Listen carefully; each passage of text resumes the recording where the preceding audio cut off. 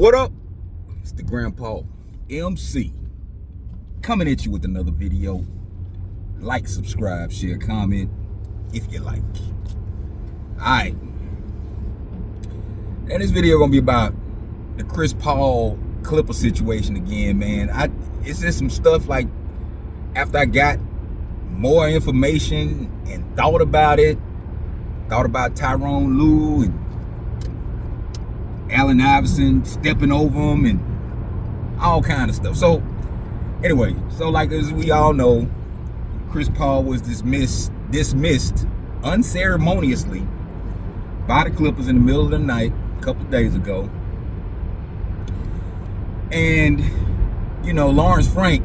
Now Lawrence Frank is a name that a lot of people don't know because he started off as a coach. He was an assistant coach for Byron Scott. Then when Byron Scott got fired, Lawrence Frank took over.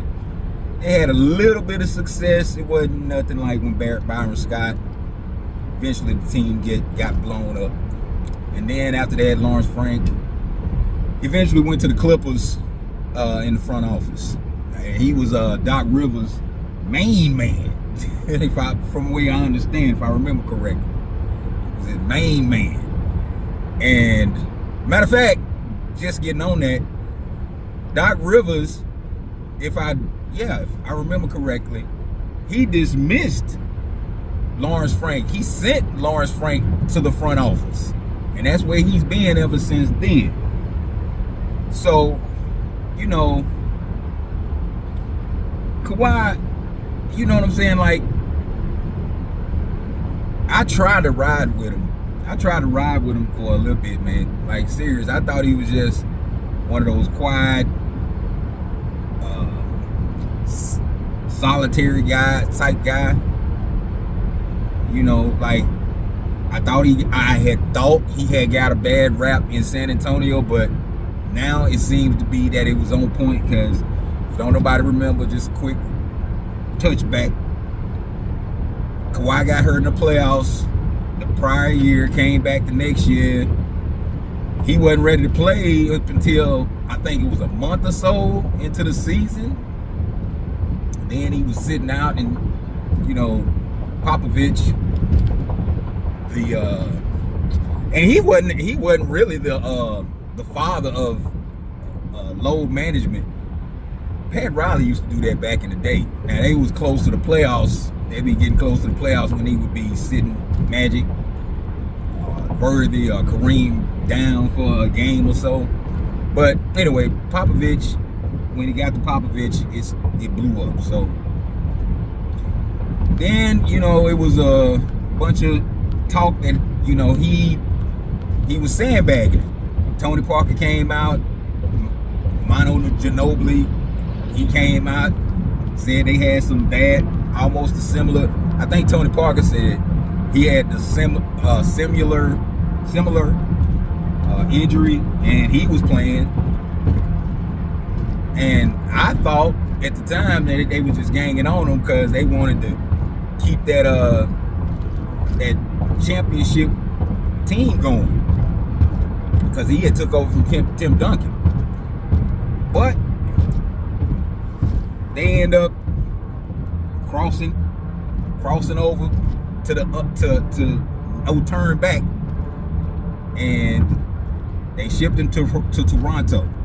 I think mid-season. Yeah, mid-season they sent him to Toronto. Then he went to Toronto, and balled. He was on a pitch count. He'd miss a game. He'd play a couple of games, miss a game. So it went. Then they won the championship. Exciting run to the championship, in my opinion.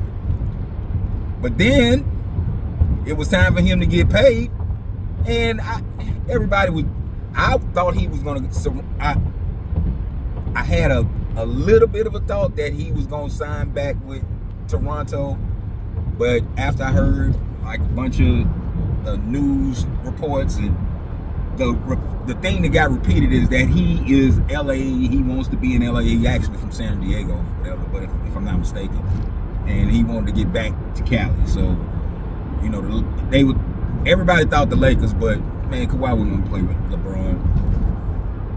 They can say whatever they want to say. But he ended up going to the Clippers with Paul George. They took, you know, they worked their magic and got him signed. And, I mean, every year has been somebody hurt. It was Paul George either hurt or Kawhi Leonard.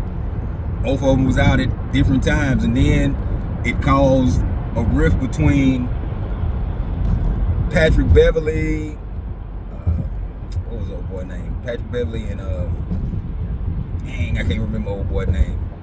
Montrezl Harrell, that's him. Montrezl Harrell, they were talking, let their thoughts be known about how Paul George and Kawhi were getting special treatment, and then they were out of there. So it's been a repeating theme. Kawhi get hurt, sit out. Make a playoff run, psych everybody out. So the more I think about it, man, Chris Paul, even with all the things he's done, from what they say, he tried to, you know, bridge the gap between him and Ty Lue. Now, Ty Lue was a former point guard. I'ma just say this about Ty Lue. Iverson stepped over him like he was nothing. That's how you do somebody that really get to you and you want to tell him something. That move. Now, Ty Lue was on the Washington Wizards when Jordan was on it, and Jordan liked him. And from the description, Ty Lue was like he was like Jordan boy.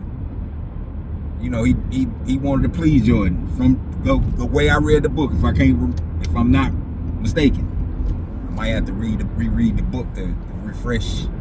But Ty Lue, you know, after he got in coaching, he was on Doc Rivers' staff for the longest, and then he got the job in Cleveland. Had a heart attack with LeBron in Cleveland, you know. LeBron put that pressure on. So then he went to the Clippers. To me, that seemed like a chump move. You know what I'm saying? Trying to act like, you know what I'm saying? Like, if you ain't leading the team and they look lackadaisical, Chris Paul's the type of dude that'll take charge and do it for you. Or he'll say something. He's not gonna just sit there and just go with the flow.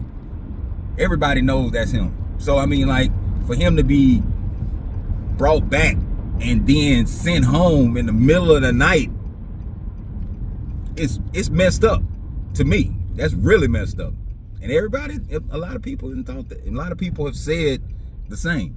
It's messed up. Regardless of Chris Paul, what he's done in the past, I mean, the man, this is his last go round. So, you know what I'm saying? You handle a man like that's messed up. So anyway, man, that's my piece on it.